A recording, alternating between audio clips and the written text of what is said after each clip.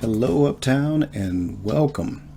I'm Richard Cole, host of Amari Purple Talk, and this is my reaction to Witness for the Prosecution, version 2. Okay, so Thursday, August 13th, Warner Brothers released an advanced track from the Sign of the Times Super Deluxe Edition. This is version 2 of the song Witness for the Prosecution.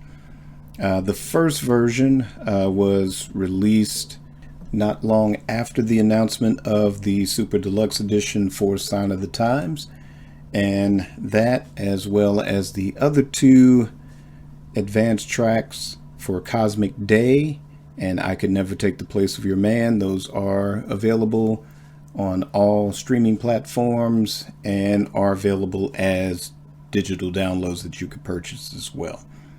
So Witness for the Prosecution version 2, this was recorded in October of 1986. The first version was recorded back in March of 1986.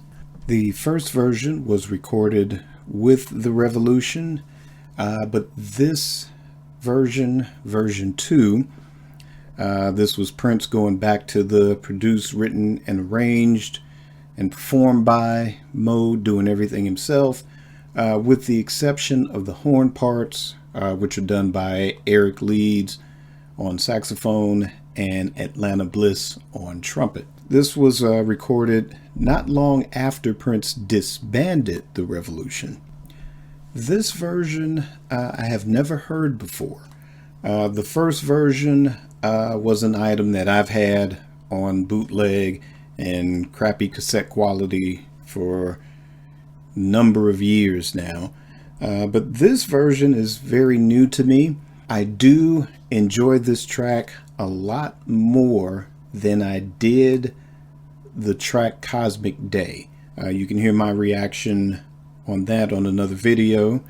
But while I feel that the first version to me is just a little bit stronger, and I think that the band feel, the heavy guitar feel, works for the song a lot stronger than this second version. I do enjoy the second version quite a bit.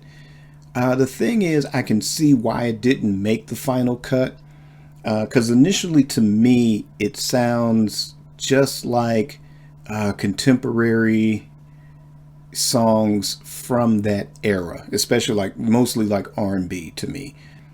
When I listen to the beat to this song, I can't help but hearing I saw you and him walking in the rain. That one, it kind of has that feel. And there was something I was listening to earlier in the week. I can't remember the song.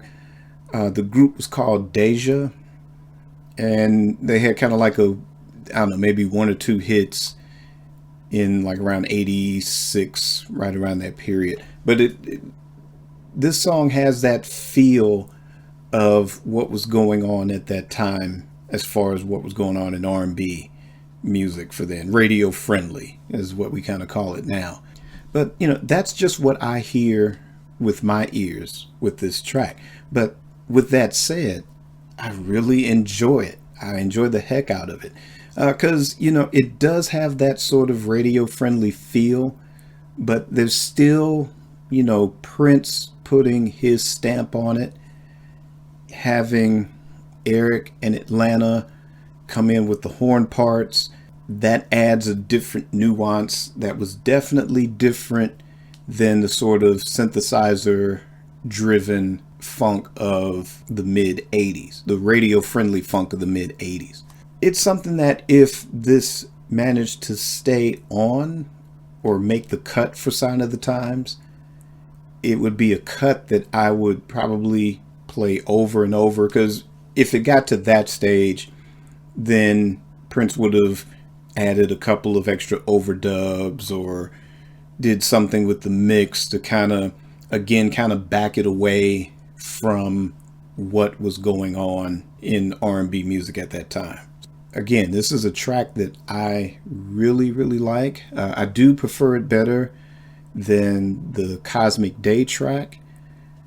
Like I said, to me, the first version of Witness for the Prosecution is slightly stronger in its production and in the arrangement of the track. But if you just want a fun, deep dive, album cut feel track, then I highly recommend this one once you do get the Sign of the Times Super Deluxe. And this particular track makes me even more excited for the Super Deluxe. Again, I mean, for those that have listened to Amari Purple Talk, those that may remember me or may not remember me from the NPG Music Club days, this is a project that I have been advocating along with other fans of the Sign of the Times album. So for me, yeah, I'm excited for all the vault tracks and all the unreleased tracks, 4 official versions of the things that I've had as bootlegged for years, or some of the stuff I've never heard before, like this particular track. But my overall excitement was for the actual remaster of the original album. But as I've heard this track, maybe a little bit with I Could Never Take the Place of Your Man, that advanced track, but more so with version 2 of Witness for the Prosecution, this makes me more excited for the vault tracks and puts it on equal par for my excitement for the remastered album itself. Definitely, I recommend, if you haven't heard this track yet, give it a listen and let me know how it compares to the first version. Is the first version something that you've had in your bootleg collection for a long time and glad to have an official version of it released? Do you like the version 2 better? Or do you like them equally? Leave me a comment and let me know your thoughts. And don't forget to check out Amari Purple Talk every Monday on your favorite podcast platform. And if you're listening on YouTube, please like, subscribe, and hit the notification bell. And as always, let's keep it purple and on the one.